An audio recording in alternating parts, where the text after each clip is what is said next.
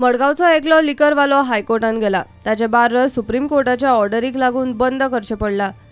कोर्टान याचिका घालतना ताणें 2012च्या PIL याचिकेचो आधार घेतला. एखादो नॅशनल हायवे स्टेट हायवेक बायपास करता आसत जाल्यार तो रस्तो नॅशनल हायवे जायना अशें ताचें म्हणणें.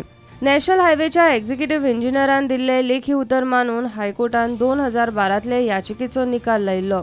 हायवेच्या ईन सांगिल्ले ते अशें: एखाद्या हायवेचो जेन्ना हायवेन सुदारणा करपा खातीर आडखळ काडपाक, नवे पूल बांदपाक वा आशिल्ल्या मार्गाक फांटो दिवंक अशा गजालीक हायवेचो एखादो भाग नव्यान करपाक घेतात, तेन्ना त्या हायवेचो पोन्नो भाग कडेक काडटात आनी पोन्न्या हायवेची ती जमीन परत राज्य सरकार वा केंद्रशासीत प्रदेशाचे ताब्यान दिवपाची नॅशनल हायवे डिव्हिजनाची पद्दत. याचिकादारान फुडें म्हणलां, इस्टर्न बायपासाचें काम निमण्या स्टेजीन आसा. गोंय सरकारान नॅशनल हायवे 17ची स्थिती वेगळ्या नजरेन पळोवची. म्हयन्याभरान मडगांव शारांतल्यान वचपी ह्या रस्त्याच्या सद्या स्थितीचेर सरकार ताचो हायवे स्टेटस थारायतलो म्हूण सरकारान हायकोर्टाक सांगलां. गोंय सरकाराचें निवेदन आयकून हायकोर्टान याचिकादाराची याचिका फाटीं घेवंक लायल्या. गरज पडल्यार तो लिकरवालो उपरांत परत याचिका घालूं शकता. प्रुडंटा खातीर मुकेश कुमार आनी साव्यो डायस.